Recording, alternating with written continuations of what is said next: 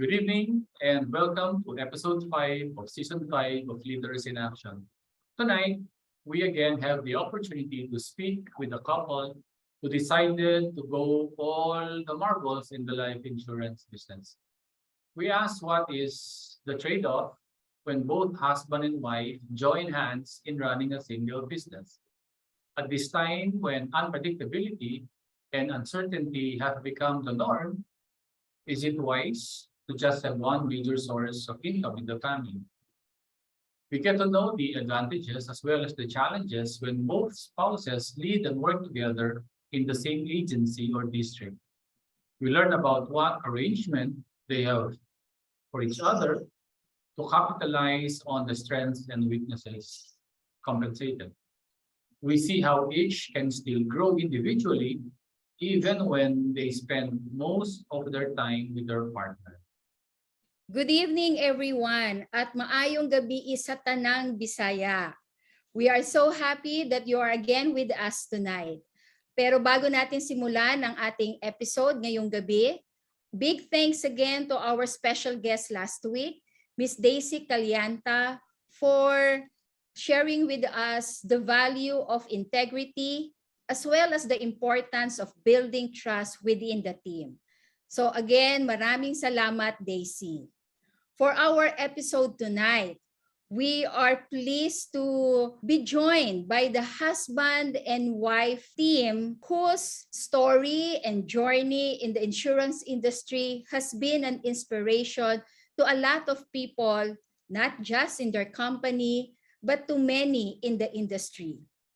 It will also be interesting to find out how their teamwork has evolved during the last 2 years with the pandemic and its disruptive change to our business. So my friends, dear leaders, it is my pleasure and my privilege to introduce to you our special guest sharers for tonight. Our dear friends all the way from Cebu, district managers of AIA Philippines, Mr. Nilo Matunog, and his lovely partner in life and in business, Miss Ez Matunog. Hello, Nilo and Ez. Good evening. Hello. Hi po. Hello. And thank you evening, for everyone. accepting. Thank you for accepting our invite to be our special guest tonight. Salamat. Yes, our pleasure really. It's an honor to be here, really, guys. Thank you, Miss J. Thank you, Boss Ivy. Welcome. For having welcome. us. Thank you. It's been a Good while evening, everyone. since we last saw you, ha. Based on our experience, pag masarap ang usapan, madali maubos ang oras ha. So, umpisahan natin ha. Unang-una, of course, kumusta sa inyong dalawa. Maybe very briefly, describe the current size of your total team, combined team, no? Ano yung profile ng inyong mga leaders at mga advisors? So, to date, the entire One Matunog district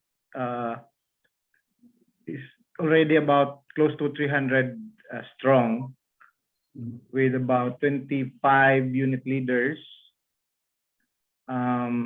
including both of us, 4 agencies really. No, because we each have our own agencies and 2 other agencies under us. And as to the profile of the team, for example, I think we're only about half and half na millennial Gen Zs and baby boomers and Gen X. Oh, it only became half and half in the last 2 years or so. Yeah. Before that, we were mainly Gen Xers and baby boomers. Then there was a surge of build up on the millennials from 2019 and 2020 during the pandemic lockdown. And we have some presence in Mindanao, basically in Davao, a few advisors there. We have one agency mainly based in East Visayas, some are related as the MBA Financials of Maribel Agua. They're mostly based there. with being parang headquartered in Tacloban, but they're all over Samar and Leyte, you know. And then mostly about 70% of the entire team may be based here in Cebu. Right. Based in Cebu mainly. So on the almost 300 strong district, about 2/3 of that belongs to the district of S. All right. So on my agency, the Cebu Matunog agency, I have one agency under me, which is MBA Financials.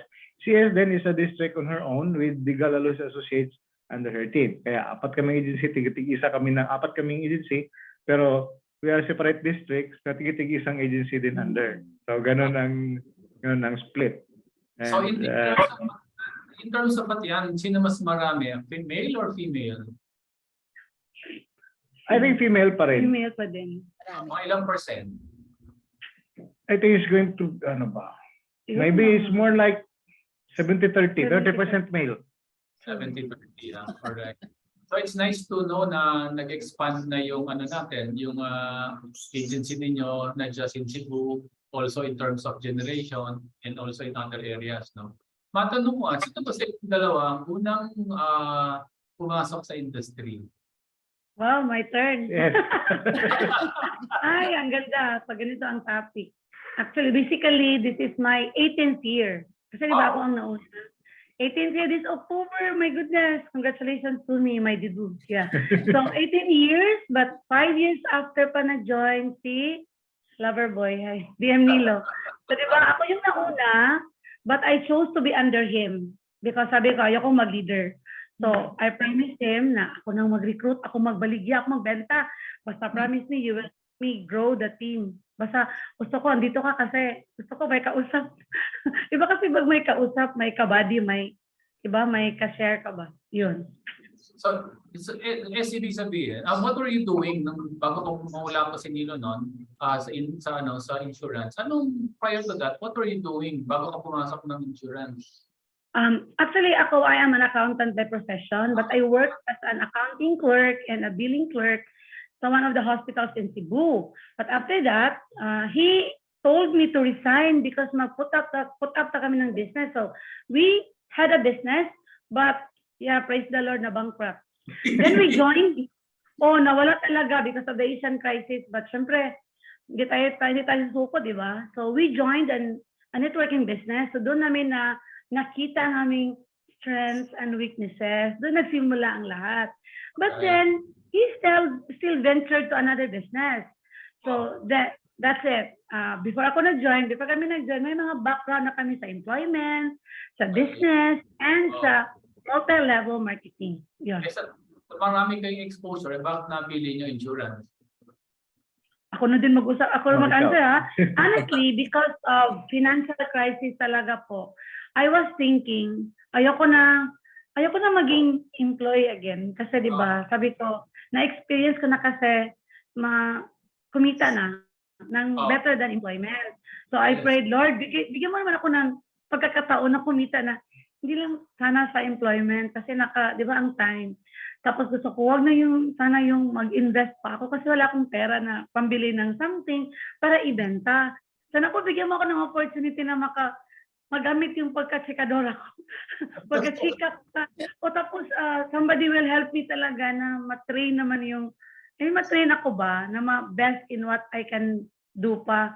So, and then I met my original leader kasama ko sa community, sa DLD, sa bukas loob sa community. So, ako talaga ang nag-approach. She never invited me to join, but ako talaga yung nag-approach na sabi ko, ma'am, nasa insurance ka? Baka gusto mo ko invitein. Gusto ko mag-insurance. Siyempre, sino makapaniwala doon, di ba?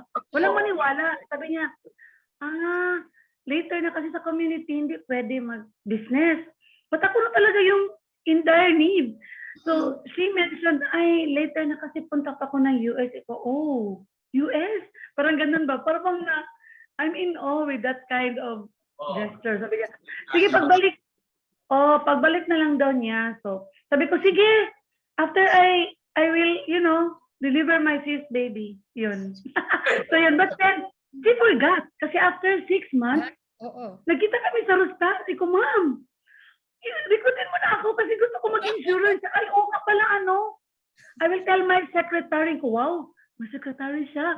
Pero bang every time she speaks, oh my God, pwede kaya ako magkaganyan? Pero bang may magic.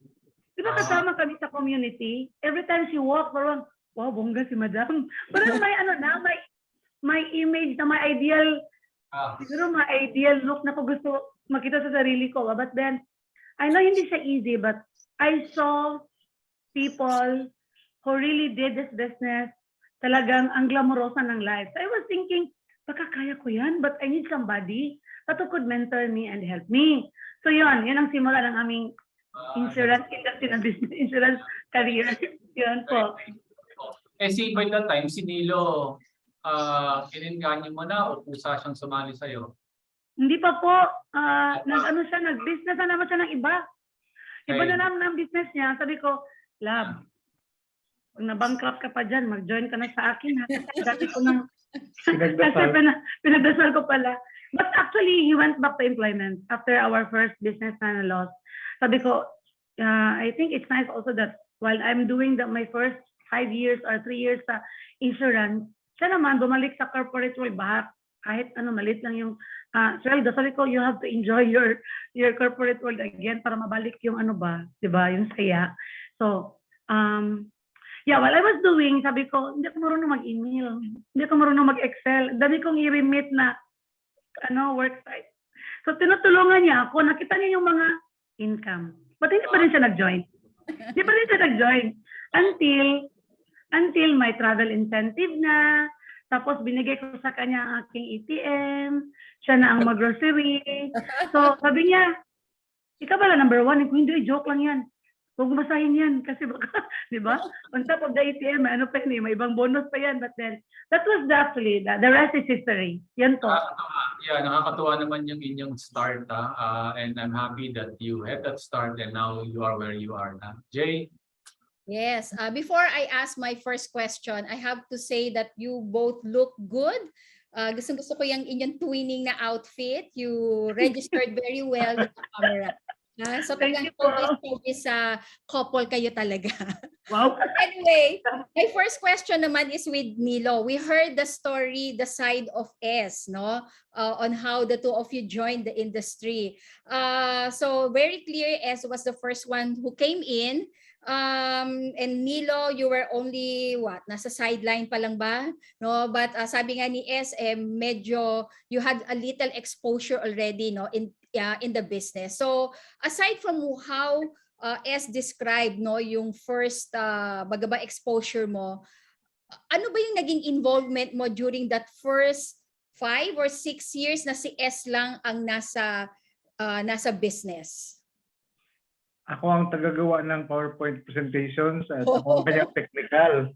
Kasi present ko sa mga companies because ang market niya mainly worksite when she started, So I help her prepare. So kung gagawa ng slide and I help her sa mga setup. Nandun ako when she does group presentations. And even during the time na acetate pa, ako nag-print ng mga So I was there on the background. Kasi it so happened, I left employment kasi in 1996. Because I'm a chemical engineer by profession, and I work with the very big multinational chemical companies. Work with now the number 1 chemical company in the world, yung aking employer before, After 7 years of working, I left the chemical industry because sabi ko, my dreams have gone in the other direction. Gusto ko kasing mas malaki pa doon sa aking isip dito employment. And sabi ko, I think I will try on entrepreneurship. So gumawa ako ng sarili kong companies, nag-trading kami, kinuha ko si S, trading kami ng mga chemicals, only to lose the business during the Asian financial crisis of 1997. Kasi hindi ko alam kung ano mangyayari pala pag ganun. Hindi ko alam kung ano mangyayari if the dollar goes up, yung from 1:26 naging 1:42 almost overnight. Interest rates went up to 30% or more.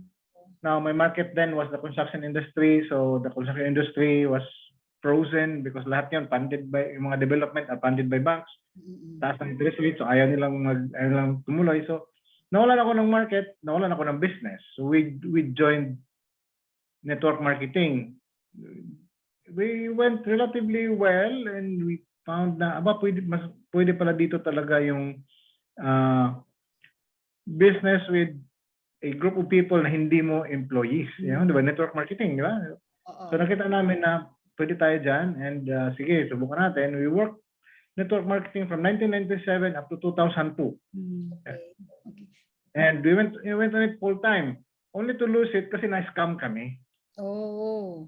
So may ganun Na-victimize kami. yun, ha? Na-victimize kami ng mga investment scam. Away-away yung mga tao. And Okay. so kaya nag-sit kami dun sa network sa multi-level marketing. We went back to employment. Si S naman, nag-join sa Nagpunta na ng Life. insurance. Okay. At Yung yung nag-join sa technical insurance. support, yung technical support mo, Mr. Nilo, paano ka unti-unting, ayun na invite ka na, no, naengganyo ka na to join talaga as as part of the business ng insurance? Two things. One, I was attracted to it because of yung mga nakita kong growth niya. Okay. The other thing was I was parang forced by circumstance. Because yung forced by circumstance unahin ko because I lost another business in 2008 during the global financial crisis. Ginawa mo na bagong negosyo na wala na naman. Bagong negosyo. Pang-beauty naman yung mga beauty products naman yung ginawa kong business na. Okay. But I lost it in 2008 financial crisis. So, sabi niya, wala na tayong pang-capital sa kung ano pang business na isip mo dyan. Maybe try to take a look at the insurance business kasi dito you don't need but capital. But actually, going into that, I have already some curiosity because sumasama ko sa kanya sa mga awards. Kasi di ba, ang role ko naman sa mga awards, tagabit-bit ng mga mabigat na mga glass trophies and mga bulaklak na kang dami-dami. Kasi she gets like 3-4 trophies at a time. And awards, no? Oo. Bigat kayo ng mga trophy. Kaya akit ako sa stage. And one time, on our table, no, di ba sa dinner table, tinanong ko yung mga katabi. Sabi ko, paano ba maka-award ng ganyan dito? Escort nga na ako. Sabi niya, hindi mo tinanong yung misis mo. Parang nahiyan ako magtanong. Kasi sabi niya, ano lang yan, wala lang yan. Award lang yan. Di mo niya sinasabi sa akin.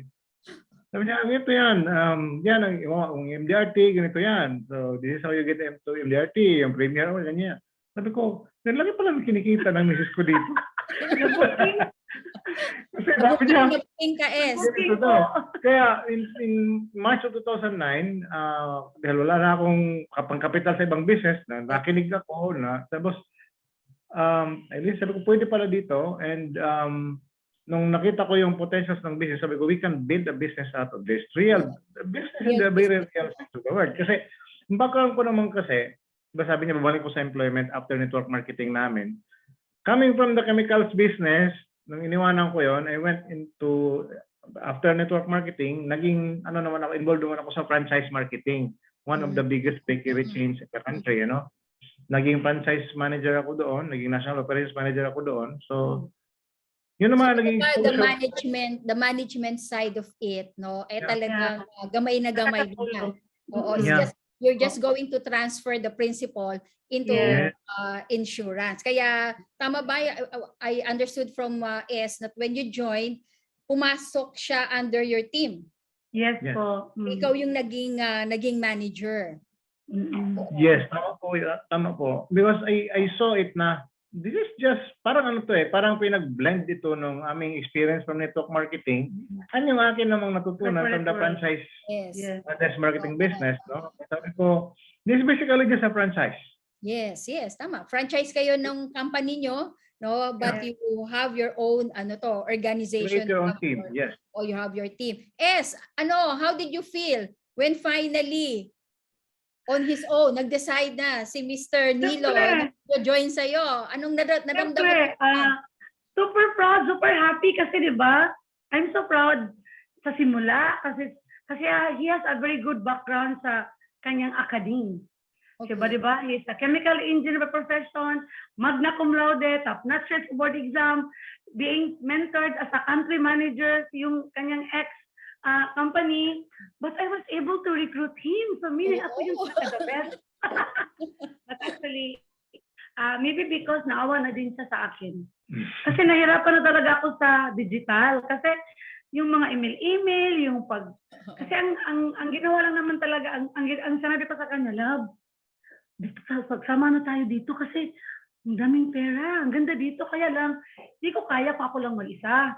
So napansin ko, yung ginawa natin sa networking, pwede gawin dito, tapos isabay mo na yung natutunan mo as a corporate guy, as a Makati boy before, tapos yung mga nalain mo dyan, pwede talaga yan dito kasi wala akong kausap dito na ganyan ang level ba, di ba? Kasi nagkaano na kami na may background na kami sa aming mga ginawa sa networking business. Sabi niya, anong gawin ko dyan? Basta apply ka muna. Kasi di ba, pag hindi ka natanggap, hindi ka pa pwede. Kasi that time, I think he was the last external leader na hire. Oo, that time, the last external UM na hire, na wala talagang background sa insurance.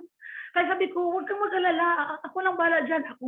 Basta I will be under you. I will help you build a team. I will help you kung kinakailangan ako mag-mentor sa sales na area. Basta ikaw yung leading us, ikaw yung R&D, ikaw yung development. Kasi magaling ka dyan Kasi I really believe in him na dami niya kasing experience sa leading the team, managing the team. Yun. So sabi ko, siyempre, I am very happy kasi dalawa na kami mag-usap-usap about how to really make good in this business. Kasi sabi ko, kaya natin to. Diba? Yun. I am very positive naman.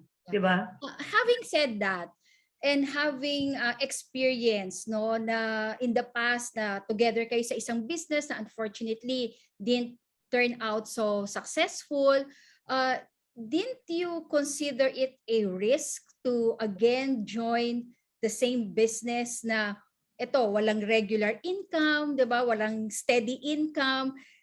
Hindi ba kayo kinabahan ulit na it is another risk that you're entering? And what gave you the courage to proceed and be where you are now? Yeah, ako muna din. Sige. Ako wala kasi excited ako. Ako kasi, I do not know if this is, I am already a visionary at that time. But ako kasi, na-experience ko na sa first 5 years na ako lang, ito yung kinita ko. But how about if tayong dalawa?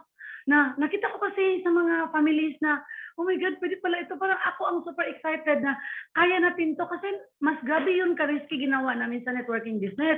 Sabi ko, wala nang ibang walang risk sa akin dito, but itong ginawa natin. But then, people around us are afraid, but kaming dalawa hindi. Kaya si Loverboy na mag-continue. As far as risks are concerned kasi, at that time, parang naisip ko, I already took a lot of risks and really lost it. Yeah. Okay. Kumbaga, I was really down. There was nowhere else to go. Ano pa kayo yung mas masamang risk dito? No? It will be a bigger risk kung maghanap pa ako, mangutang pa ako at magtayo na iba pang business. Ito, wala na nga tayong pagkapital and we can start the business over. And nung nakita ko to, we're putting up a team, we're putting up a unit. And then, between the two of us, Si S is the better recruiter. So sabi niya, sige, tulungan ako lang tutulong magdala ng mga tao. And so recruited a bit, but marami talaga siyang mga hatak. And so, sige, sabi ko, let's do this. And I joined in March 2009. We became a unit, an official unit in September 2009, 6 months after I joined. Sabi ko, we can really do this. Sabi ko, we can really do this kasi na-bid na namin. And I started to earn overrides. I said, actually, it's not like putting our eggs in one basket. Kasi maski na is one company, magkaiba kami ng income streams. I'm the leader and I'm earning from what she's doing and all the others in the team. So magkaiba kami na. Sabi nga niya, 2 ATMs. Okay. Two separate ATMs. Two separate ATMs. Magkaiba kami ng ginagawa. Technically, magkaiba kami na income streams. So sabi ko, that's a very good, this is a very good entrepreneurship set up. Yeah, sabi ko nga, in my previous engagements kasi, traditional business needs really a lot of capital to really grow it. Dito tao lang ang build up natin, and the back end is taken care of by the company. So nakasandal ka sa pader. So kung aralin lang natin how we can maximize on the supports. Yes. Honestly, around the time na nag-umpisa din ako with the business, with the industry sa insurance, yung aking engineering mind. So, pwede rin ako kumita siguro ng iba pa dito. So I took some other jobs on the side, parang consultancy type, parang gano'n. And nangyari doon, it came to a point na after about a year or two yata, na gano'n ang ginagawa ko. Andito ako sa insurance, we have unit meetings, everything. But from time to time, pumupunta ako sa mga projects and kung saan. Ngayon, until I came to a point na I really had some reflection. I said, yung kinikita ko dito sa iba kong ginagawa, actually, kikitain ko na isang araw dito sa insurance eh. Insurance. Yeah, true. Minsan, when I go to a project somewhere dyan sa Mindanao, I go there for about a week or so, wala ako dito sa insurance. Sabi ko, for all this that I'm doing, I'm earning a fixed income every month, parang peace. But if I focus my time to sa insurance, kitain ko yan in 1 day, 2 days, kinita ko na yun eh. Yan is a freer time, a more time freedom. Said, why not give up all the others and focus on this? Kaya sometime in 2011 yata, said, okay, let's do a strat plan. So we gathered everybody, we did our strat plan, and said we're going to be an agency in 5 years. That was the start of it, you know. And so we got our appointment as an agency, we were installed as an agency in 2014, July of 2014, actually. And we have been implementing, revising, redoing our strategies moving forwards. I said, we don't have a template for this, we just implement it. You know, that's how we really did it. From that time moving forward, sabi ko, this is the business we're going to do. Everything will revolve around this business. This is going to be the centerpiece of our business. And ito na yun, moving forwards, let's focus, maximize. Madami na kaagad tayo supports. In fact, ngayon, the supports are very, very much bigger than it was before. As sinasabi ko yan sa mga bagong mag-join na you are very fortunate you join today than before. Kasi ngayon, dami na ngayong structures na wala noon eh. Yes, yes. Dami and things, right now you can do a lot of things faster, quicker, better. Kaya, look, moving forward, I see a very, very good future on everyone who gets into this industry pa. Nilo, question lang.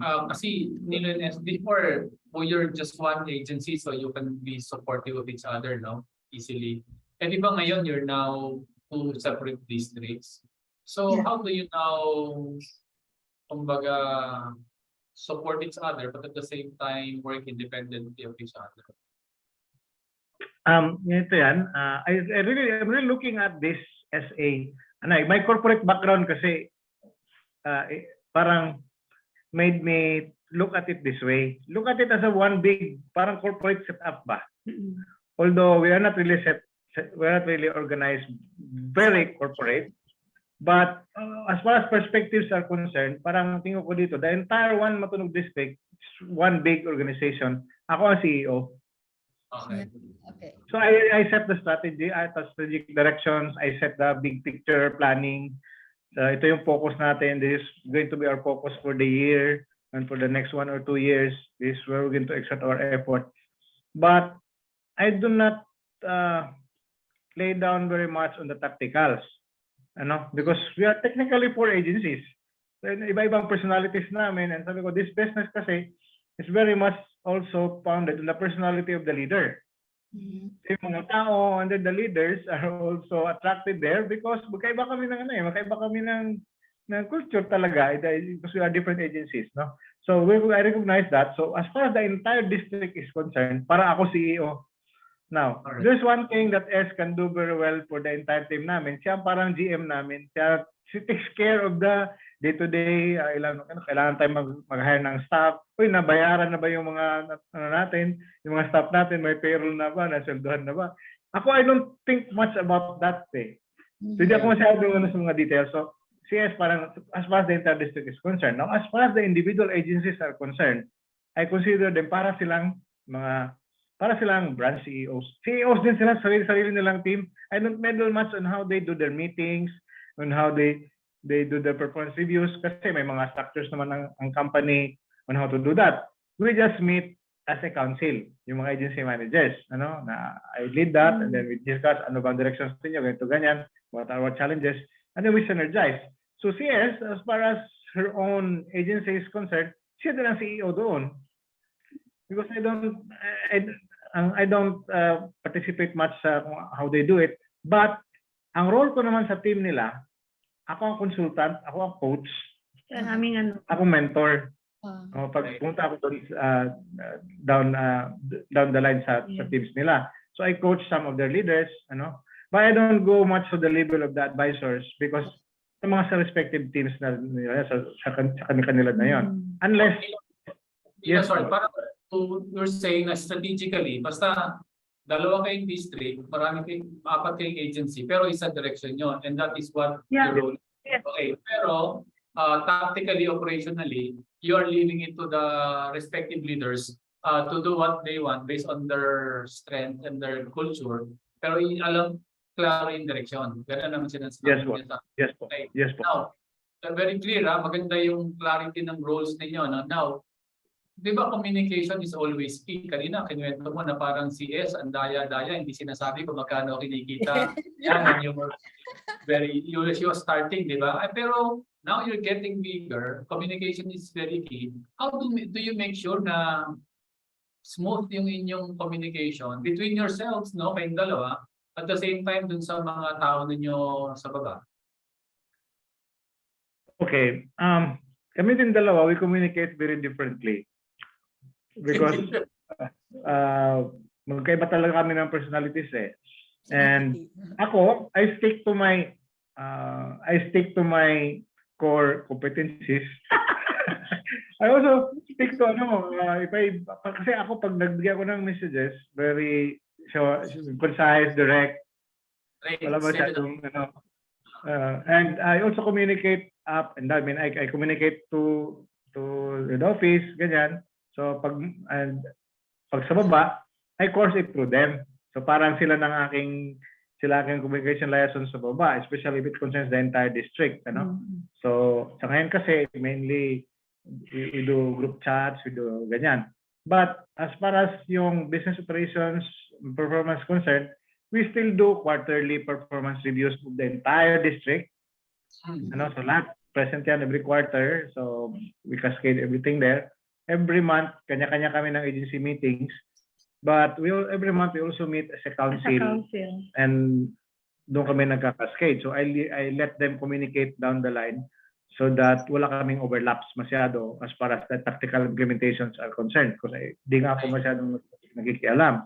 So strategic directions, cascade, and then I let the agency leaders cascade into the respective units and do the tacticals, do the reviews, and then review na lang kami din anong concerns every month when we meet as a council and do what we need to do to synergize naman. Kaya sabi ko, we all have our own strengths na pwede nating i-maximize if we synergize and if we do it as a team. Because nakita ko rin, when we split so much, sabihin, when we allow ourselves to be split so much, parang kanya-kanya kami, we became a lot weaker eh. Naging weak masyado yung aming mga teams nung naghiwalay talaga kami. We went on independent to each other. Kaya sabi ko, we need to regather because we are better if we synergize on a lot of other things. We can attract more if we are many. Parang ganun ba? Kaysa dalawa lang kayo dyan. So, klaro yung communication down the line. Paano kayong dalawa nag-uusap? Paano nyo sisigurado na iisa mensahe ninyo at kita kayo ng mga tao ninyo na solid kayong dalawa? How do you make sure that the two of you have a strong communication? Diyan naman, CS kasi defers to me eh. Parang ako palagi ang initial eh. So anong gawin natin dito? Parang gano'n. Kaya akong CEO, di ba? But tumalo sabi niya, minsan, mahirapan siya to communicate it sa kanyang team. She invites me to go there and say it bago sila maghiwalay, no? Bago sila mag-cascade. So I set the tone for it. So ito yung ano natin, ito yung messaging natin, ito yung cascade natin. So I send it to them and then down the line. So kami muna nag-uusap. Kami muna. Yes, ikaw naman may nag-usap kayong dalawa ni Nilo, how do you, parang ano yung dynamics yung dalawa na hindi ka naman sure, hindi ka naman tanggap ng tanggap, how do you make sure na kahit parang meron kang other ideas, you're able to convey it properly kay Nilo and you agree on a certain point? Oh, I like that. I like the question. Gusto ko na talaga mag-answer kanina pa. But Yeah. anyway, this is my chance.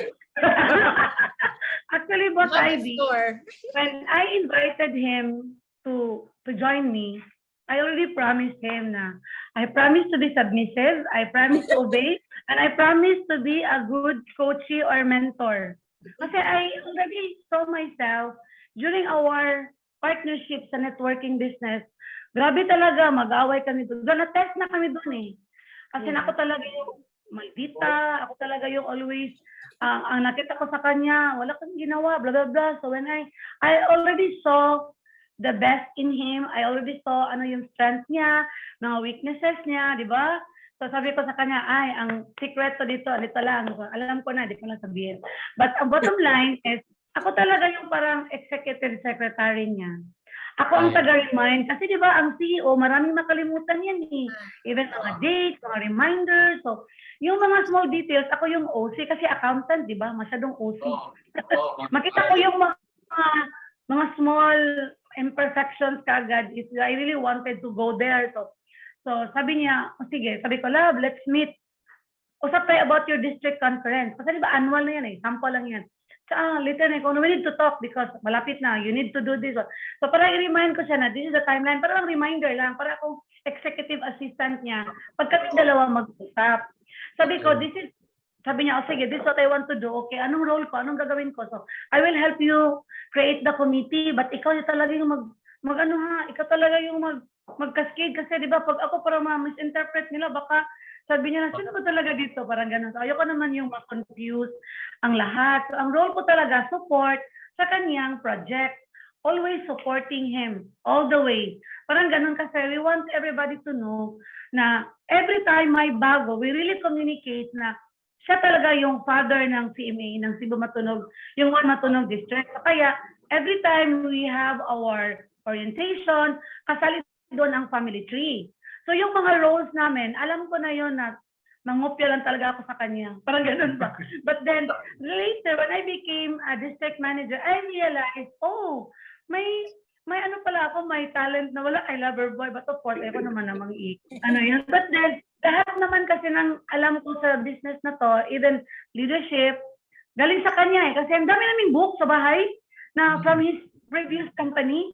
Nagamit talaga ngayon, mga Stephen Covey, kasi ang dami po. Tapos sabi ko, okay, my role is to really empower him. Para bang ako talagang cheerleader niya po. Para bang ako yung marketing manager niya.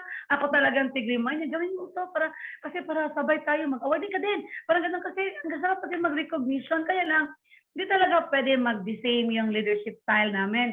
Kaya lang, nakakatulong kasi on the onset, sabi ko sa kanya, ikaw yung taga-train ha, ikaw talaga, ako lang taga-gather sa kanila, ako taga-feed, ako taga-basta, whatever is in my mind, sabihin ko sa kanya, but syempre, hindi namin gagawin pag hindi kami nag-agree. Yes. So, that's very yung klaro-klaro yung role, saka you all accept the role and do your role very effectively. Congratulations. Hindi madaling gawin yun ako. Yes. Kasi I'm sure a lot of couples find it challenging. Thank you. You're welcome po. Sige po. Very clear na as business partners yung inyong role. But of course, you are also husband and wife. Diba? So how do you ensure that your being business partners does not come in the way as husband and wife and vice versa? Paano, meron ba Wala. kayong rules of engagement dyan? Kasi alam natin, sa business, Mr. Nilo is the CEO. Okay.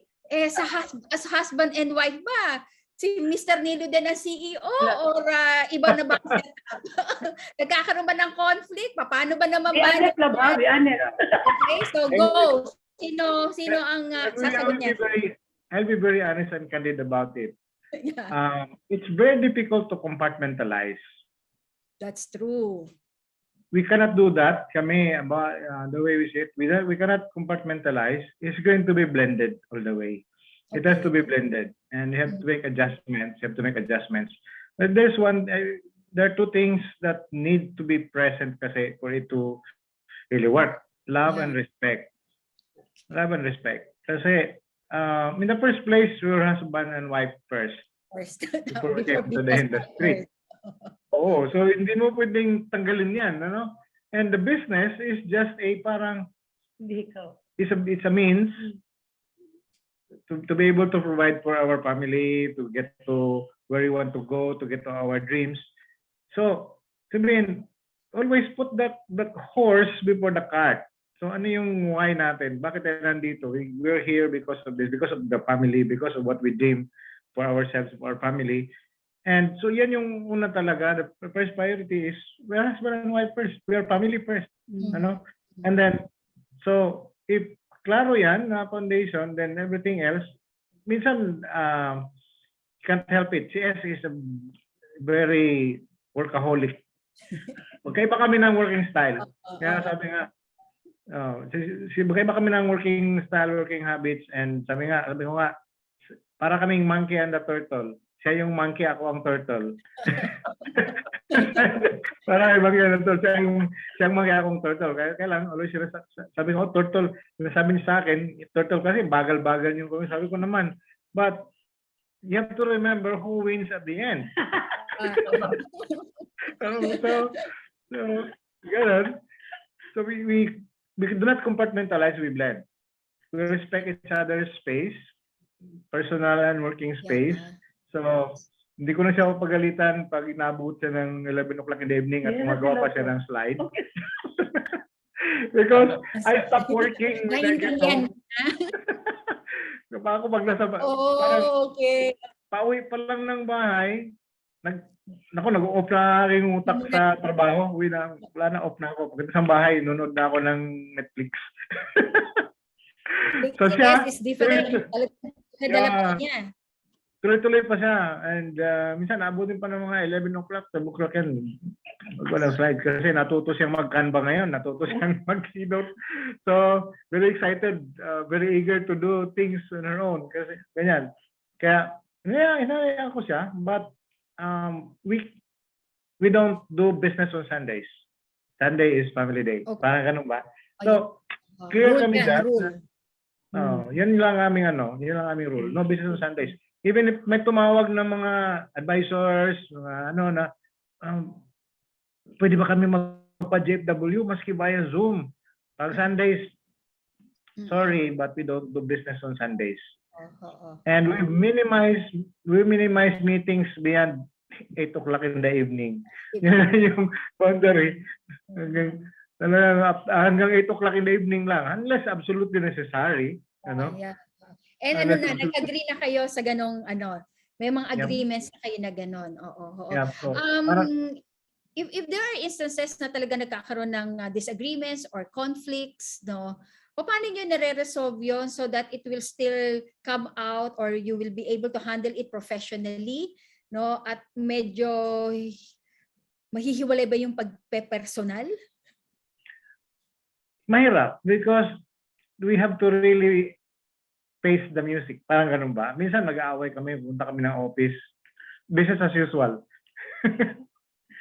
Business as usual pa rin. Maintain na professionalism, ha? Oo. Maski na di kami naimikan sa bahay, but sa office, may lang, tuloy lang yung mga trabaho natin. Work is work. Parang ganun. And then we resolve outside. And sometimes, yun yung naging reason na na-resolve din kami because we have to talk dito sa office. Yes.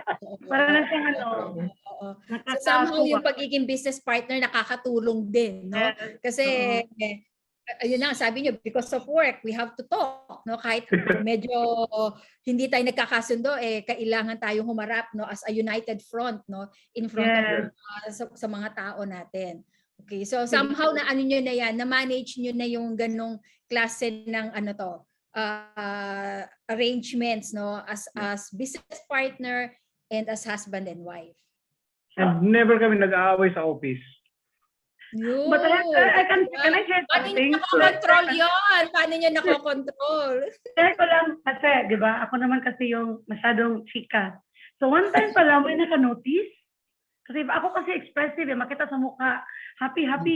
Pag hindi ako happy para makita din nila. So, napansin nila na hindi kami nagkasabay pumasok, hindi kami nagkasabay nag-lunch. Kasi lately, after pandemic, nagbabaon na kami. Kasi wala na kami, malayo na kasi pag doon sa labas, wala na kaming tagahatid ng food sa office.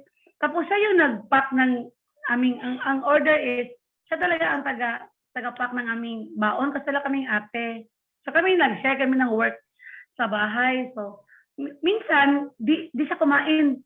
So, ako kumain, ako kain pa rin. Walang impact sa akin yung away-away. Kasi work.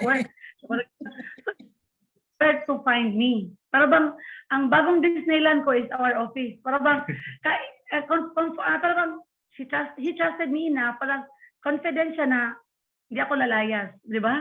Talaga, hindi naman talaga ako lalayas. Work lang. Work. Or maybe sa mga patid ko. But ngayon, one time, sabi ng isang staff na, ma'am, friends na kayo? Bakit mo alam? Kasi ma-feel namin, ma-feel pala nila yung mga but actually, ma-feel nila yon kaya we really minimize that. So kami naman kasi, head kami sa ministry sa aming community. Kaya talagang ang agreement namin, love, talagang ikaw mag-sorry muna. I will follow you. Parang ganun joke, but pag hindi ka nag-sorry, talagang wala yan, labing-labing. Sabi ko, but then, parang na-normal na namin pag nag-away, o sige, syempre ako naman kasi, I am a very forgiving, loving, and sometimes, I go beyond, ako sometimes ang mauna, but syempre sabi ko, ikaw mauna dapat, diba? Yan, pag sorry, okay na yan. Pag nag-sorry na siya, okay na yan, wala nang away yan. Kasi, 33 years na din kami married. Kasi we already, we've been into a lot. Sabi ko, wala, empty nester na tayo. Kayong dalawa na lang halos magsama-sama. Kaya, hindi na kami masyadong Oo. Karinyo, brutal na lang daw yon. Wala kasi before. Kaya ngayon, pag wala nang away kasi we really need to work together para we will be blessed together. Parang ganun po. Kasi we're better together. Parang ganun po. Di ba? Yeah, mahirap. But then I learned through experience.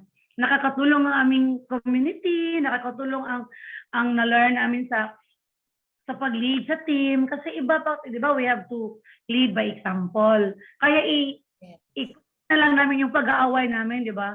Kasi minsan, I really need help. Hindi ko alam, meeting na. So I have to go to his office. Lover, tulungan mo ako sa I need this. So, sige. Okay na yun naman siya, di ba? Gusto niya mag-amigo talaga kami. So, ang dali-dali niyang kausapin pag ako na yung nagpunta. So, amigo na kain ko. Mamaya na, hindi pa, ano mo na tayo dito, work. But after, di ba? Alam niyo sa dalawa, kita yung differences yung dalawa. Kaya sabi nila, unlike poles attract, di ba? Now, si S, ikaw talaga namang live wire eh. Si Nilo, calm. Outside of those two na very clear, no? Ano yung pa yung pwede yung i-share na magkaiba kayong dalawa? Madami yung aming magkaibang approach. Magkaiba kayo. In other words, isa tahimik, isa live wire. Tapos ano pa yung may dadagdag niyo doon ng mga tatlong differences ninyo? Madami. CS kasi is very impulsive. Impulsive. Impulsive as in makes decisions na ganyan. Ako, I have to, take a step back and look at the big picture. Saan bang direksyon natin dito? And ako ang taga-temper sa ganyan. Ako taga-timpla. Yan. So, siya, go. Ganyan. So, ako, ang naisip ko naman, hindi pwede. We have to stick to anong kailangan natin gawin. Otherwise, we're going to deviate a lot from where we want to go. Yung mga ganun, as far as the business and the direction is concerned. Si Ez din kasi, mahilig siyang yung, maganda yan. Gawin natin yan. Ay, maganda to. Gawin natin to. Ay, kopihan natin to. Teka lang. Balik tayo. Ito yung gusto natin gawin eh. Na kailangan pa talaga natin yan. Maybe we need to revise a little bit. Ayun. So, another is, ako naman, I am very much lenient to the team as far as yung, like for example, yung attendance or yung mga ganun ba, yung reporting. CS is, ang tawag sa kanya, Mother Hitler eh. Marami ako martial law. Sabi ni Boss Eric. Sabi ko, ako yung taga martial law, siya hindi martial law yan. Sabi ni Boss Eric. So thank you, Boss Eric, sa new word, martial law. Disciplinarian ako lang. But magkaiba kaming approach. Ako, lenient ako, but I also stick to the business. For example lang inactive agents. CS kasi has this messiah complex na gusto niya sagipin lahat eh. Kaya tawagan pa niya yan. Ako, pag hindi nagpakita sa akin ng mga 3 to 4 months yan, 5 months yan, and I just communicate once or twice. After that, I don't. Sis, tinatawagan pa niya yan. At talagang kinukontak pa niya, mag-active ka, mag-submit ka, kasi baka mag-delist ka. Nag-submit tuloy ng isa pa uli. Hindi na ma-delist for the next 6 months. Ako, hinaya ko yan. I-delete ko yan after 6 months. Yung mga ganun ba? Magkaiba kami ng approach dyan. I'm very, I'm a bit more relaxed, more deliberate, but I stick to business also naman. Yung business is business. Yeah. This is what it is, and I decide on the basis of what it contributes and what it does to the business. Siya provides more emotion to it, naging mas emotional siya as far as taking care of the advisors are concerned, as far as keeping the group. Mother hen. Parang talaga, mother's love, yung mga ganon. So wala siyang emotion. Ako, wala akong emotion dyan. Again, klaro yung you complementing each other, no? And that creates a lot of synergy. Sa pananaw ninyo, what really makes your being together very successful in your business? What makes it tick, or what's the magic sauce that makes your partnership thrive in the business? Ako, I believe yung keeping everything aligned to the primary purpose of why we are here. Yung ganun ba? Sabi ko nga at the very beginning, I said, una, it has to be founded on love and respect. We work differently. We are 2 different personalities, but you don't see us argue here in the office or anywhere with our team. We don't, because I respect her style, she respects my style. I respect the way she handles people, even if sometimes sinasabi niya na medyo parang hindi ako approve doon. But I respect that, and I will address that very subtly on my own, and I work my way around it and then get to my point. Ganun ba? So we keep love and respect for each other in that. And then business is business. Yung bang okay, as far as the business is concerned, where are we heading? Where are we going? So I keep focus on the big picture. Says naman takes care of how it happens down the line. So we synergize on a daily basis. Nag-uusapan namin yan. And the last but not the least din siguro, yung bang we focus on God's strength in us. Yung parang every day we have our own prayer time. Coming to the office, we have our own reflection time kasi may reach a good 30-40 minutes, and hindi kami masyado nag-uusap about the business. We do some sharing and reflection on the readings for the day, yung ganun ba? So we are very much also God-centered on that, in everything, family, business. So we claim this kasi na we are being guided by the Lord to be in this business then. So we keep focus on that na si Lord talaga nagbigay niyan. So we use it as well as we could, as best as we can. We're just stewards in this business and we share it to others. And with that, everything is smoother. There are situations wherein hindi magandang outcome. Sabi ko, pag mahirap gawin yan, ibig sabihin, hindi tayo nililid ni Lord dyan. Hanap tayo ng ibang way. Because if it's the right way, everything will fall into place. Parang ganun. Yes. Thank Ako you, naman, Yes. one sentence lang. Yes. Isa lang yung nagustuhan ko kay Lover talaga. Hindi niya ako he doesn't criticize me in everything that I am doing. He always encouraged me to do things. You're very good in that. Blah, blah, blah. So, syempre nakaka-happy din yun pag may ginawa ka. Parang may cheerleader ka na. May number one fan, Lover Boy. I can feel that, yeah, because of his love and respect, and he allows me to grow in this career talaga. Grabe ang support. Grabe talaga yung, kung wala siguro siya, wala din ako, hindi ako ganito diba, ka-successful. Kasi I believe, pag nandyan siya sa likod, grabe talaga yung, grabe ang success talaga dito with him around. So I do believe na iba, pag nandyan siya, kasi lahat naman kasi kinakonsulta ko sa kanya, especially if, marabang, kung sa, sa English pa, paki-edit, kasi I really need lahat ng mga exposure ko, di ko nagagawa pa sa editor-in-chief ng buhay ko, parang ganun. So, parang I am really relying on him when it comes to everything. Kaya lahat ng account ko nasa kanya din. Di ba? Okay lang yun. Submissive ako eh. Parang ganun. I trust him enough na, sige ha, bahala ka sa buhay ko, parang ganun. But, syempre, the maldita in me will always, sometimes the human in me, but then I know my hangganan. Balik pa din kay Loverboy. Okay, submit. I am a submissive wife at the end of the day. Parang ganun po. Thank you. Well, again, for saying very clear priorities ninyo, family, and then the business is just the means to make sure that your dreams for the family happen. And thirdly, sabi nyo nga is that your faith strengthens that relationship even further. Thank you. Jay? Yeah. Es and Nilo, we are now slowly going back to normal after 2 tumultuous years. Yes. What do you consider to be your biggest learning from the pandemic, and how is it affecting the way you are leading the team now? Ako muna. Sige. Siguro first, kasi ako first, I realized na we have to be more understanding, especially sa team or sa people that surround us, especially focus sa team.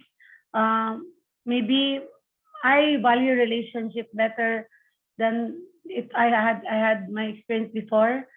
Para bang before you do something, you have to talk to him or her, and then maybe I learned to be more humble. You mean I thought I am humble enough, but mas grabe no, because even if you don't feel like, you need to say sorry, apologies, I was not able to handle you well. Parang ganun ba sa team? And maybe I learned so much sa pandemic how to make my own slides. I am more taking na today. I learned, sabi ko, Robert, bangit ng slides mo siya. Wow, grabe ka. Before, lahat ng slides mo, akin ko, ano mo yan, ganito, kasi mas colorful. I am proud of myself, sabi ko, because of pandemic, I need to be more independent. I need to be, I know I am a better leader now than before. And I realized that as a leader, we really need to have our own system and process, that we can claim our own standard, so that our team also can just easily copy, diba? But I also learned that I realized that di tayo magmadali just to get that. Walang perfect walang perfect team, walang perfect leader, walang perfect company. But I know being consistent and just by being patient and being perseverant, being just to persevere in this career, I think in everything that we do, and having that faith faith that everything will be okay soon. So I think that that part of me has grown about. Para bang I am now a better person and my faith becomes more stronger because I know the Lord is just there. And look at us now. We're still here. We're still alive. Kicking and so excited. So whatever happens to us, maybe the one thing for sure, ang mga income kasi, di ba? Iba kasi yung impact ng pandemic because of what happened. But we are very hopeful. We are very sure that this too shall pass. I'm sure of it. Yes. Yes, Mr. Nilo? Ako naman ang pinaka-biggest learning ko ng pandemic is that the capability of people to really adapt to change is tremendous. Ano? Napakalaki ng changes na nangyari sa atin during the pandemic. Ano? We are now in a new normal. Now normal. Sabi nga, now normal. We cannot go back to where it was before. Sabihin man natin na we're returning back to normal, balik natin sa face-to-face. But it is not the same as before. We have changed a lot. You know? And we have changed, we have adapted, and the more that we stick to what it was before, the more difficult it will be. Yeah. So, I learned to be more accepting. I learned to focus on ano ba talagang essentials and the fundamentals that we need to be able to thrive. And there are a lot of things that we did before na hindi pala ganun ka-importante yun. Yeah. You know? Madami tayong mga ginagawa dati na, okay, nung nag-pandemic tayo, nag-lockdown tayo sa pandemic, pwede pala tayo mag-stay din sa bahay ng isang buong araw with the family, no? Ano? It was a challenge kasi kikita kayo the buong 24 hours, nandiyan lang kayo lahat. We knew each other better sa family din. Nag-away-away kami, nag-reconcile kami, and everything. But it was good, no? And then kita namin na, okay, see, we focus on the things that kailangan talaga natin. We learn a few more things. Kami sa bahay, we learned na pala kami magaling na cook sa bahay, yung mga anak ko. Yung mga ano ba? The very simple things are what is needed to make us really happy. Ano? Yung ganun ba? So I learned that na we can adapt very well, we can change very well, we can focus on what is fundamental. As far as the business is concerned, we have a lot to adjust, but yun lang, the more we stick to what it was before, the more difficult it will be for us. So, you might as well open up anong sunod, anong kailangan natin gawin to be able to adapt, to be able to adjust. Okay, to situation din, let's adapt to that. And yung business din had a lot of challenges kasi nga we have a lot of senior citizens in my team. Yes. laki ng difference ng the way we do business before versus today. But I said, okay, there's no going back to what it was before. So let's just take a look at how we can do it today and moving forward. We have to, you have to build the new foundations for that. Kasi what brought us here is not enough to take us to the next level that we want. So, yeah, thank you for sharing those mga learnings nyo. Now, I think one of the major development na nangyari during the pandemic was also the influx of the younger generations. Sabi nyo nga, prior to pandemic, talagang Gen X at boomers kayo. No? Ngayon, ang dami ng mga Gen Ys at Gen Zs. How did you cope up? Anong ginawa nyo so that you can also manage well itong bagong generations na kasi part yan na pagbabago dun sa the way you are the people that you are leading now are totally different from the people that you were leading prior to pandemic. So ano rin yung changes, ano rin yung mga learnings na natutunan nyo? Ako muna. Lately kasi I really wanted to review ano ba yung ginawa sa Gamma. So I attended again Essentials of Leadership and Management. So there I realized, tinuro na ito before, but we never adapted this. So we're starting on the campus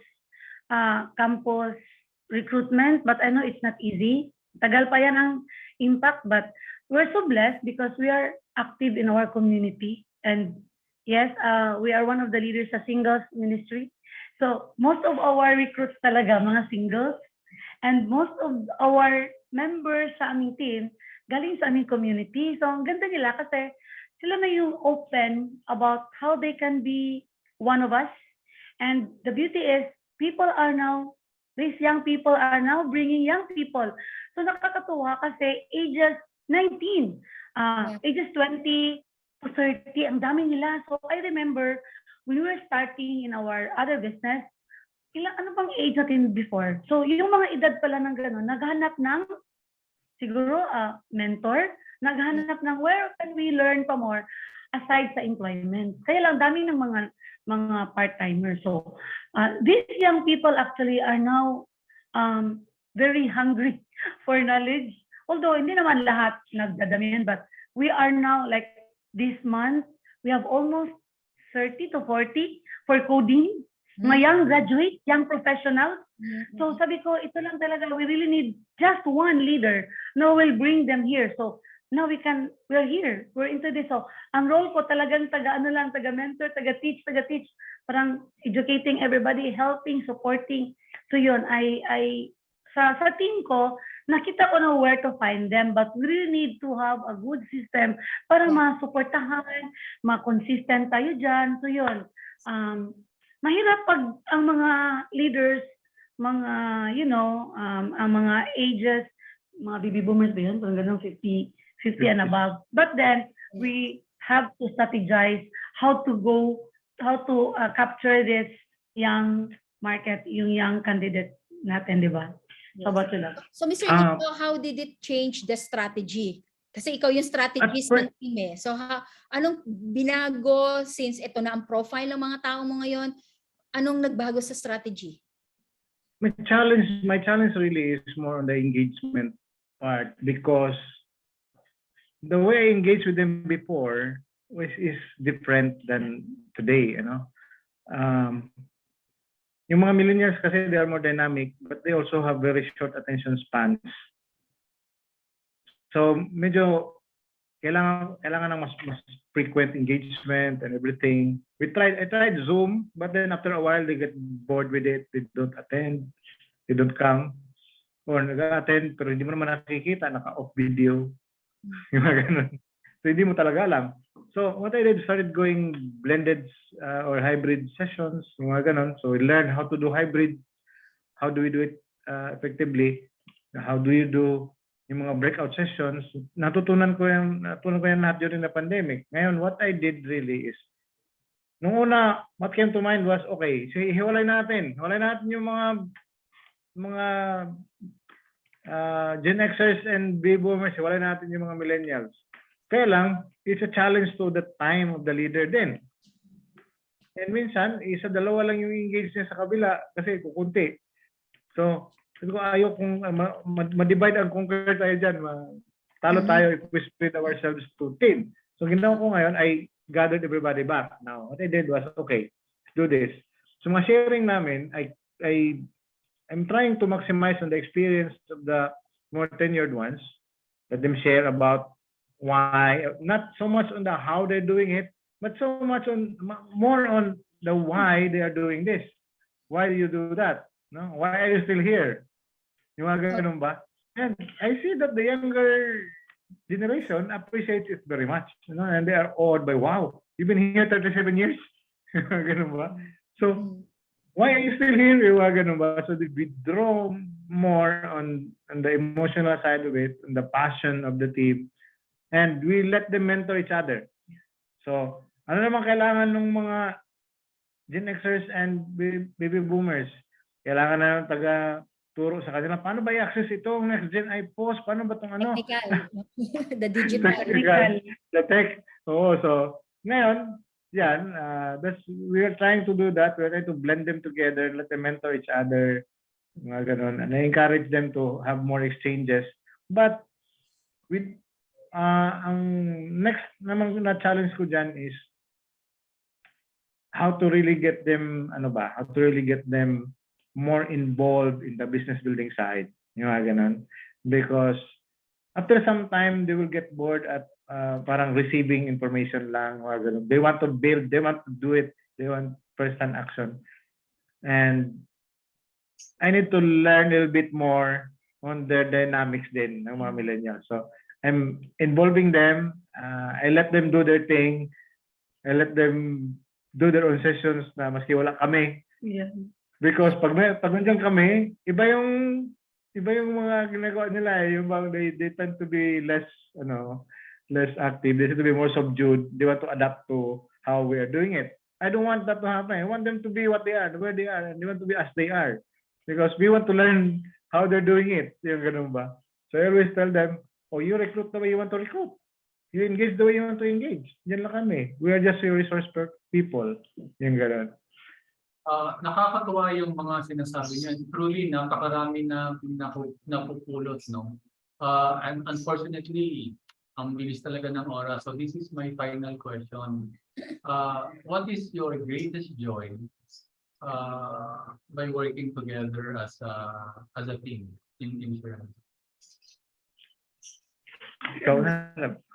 Siyempre, by working together, we already know na itong gusto namin ma-achieve as a couple and as a family. And truly, na-achieve na namin yung first part. Siguro 2 parts. First is, out of the 5, 4 na-graduate na. So, professionals na sila lahat.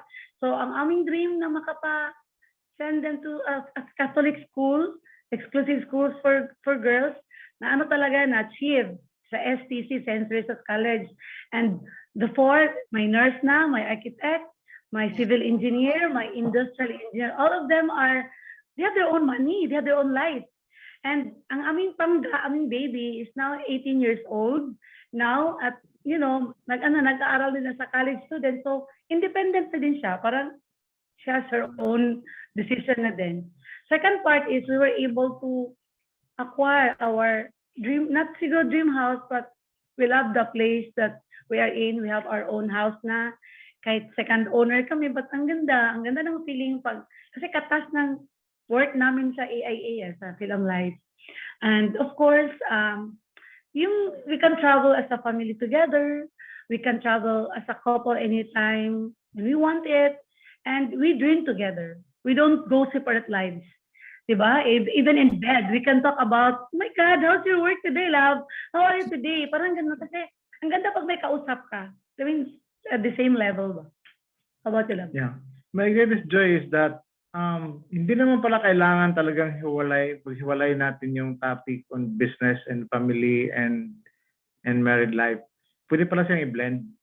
And you just plan around it, integrate it, and we just parang center it na we dream as a family. Yung ginagawa namin, we dream as a family. We project forward as a family, and then we let everything flow together with it. So, yeah, yun talaga ang greatest joy ko is that we are able to integrate everything. Na hindi pala kailangan i-compartmentalize yan. Kailangan, pwede pala natin i-blend lahat yan. Na isa lang, we are living one life. We do not live separate business life, separate family life, separate husband and wife life. It's actually a blend of everything. And we just need to learn how to blend it well. Parang ganun. And it's a work in progress, always a work in progress. But we enjoyed every bit of it. Yes. Well, kita na We love what we do. Yes. Yeah, kitang-kita, no, in your aura and the way you relate with each other, no. So once again, dear friends, Nilo and Ez, maraming salamat for sharing your inspiring story, no. And we wish you all the best, and of course to the entire Matunog district. Thank you po. Yes. Thank you. Thank you so much. Thank you again, managers Nilo and Ez. No, as your name implies, no, sana ay mas maging maugong at mataginting. Okay, ang mga susunod na taon hindi lamang para sa inyong ahensya, para sa inyo ring pamilya, no? So maraming salamat ulit, no? Thank you. Yes, and thanks again everyone for joining us tonight. no, with our special guest, no, the husband and wife team of managers Nilo and Ez Matunog. We do invite you again next week as we feature someone who will help us understand. O Nilo at Ez, baka naririnig nyo na to. Yung bagong phenomenon called quiet quitting, no, which is trending in the workplace now. So we will have Mr. Kim Viray of Job Street who will help us understand what is this trend all about and what do leaders need to understand. Kasi baka meron na kayong mga quiet quitters sa inyong team. Okay? So paano natin i-manage yan? So that will be next week. Nice. So that should be a interesting discussion once again, especially that leaders are now doing their very best to bring back the rhythm in the workplace now. Yeah. So please join us next week, October 6, 8 p.m. here in Leaders in Action. Real leaders. Real stories. Real talk. Bye, everybody. Thank you, Bye. managers. Thank you. Thank you. Take care. Good night. everybody.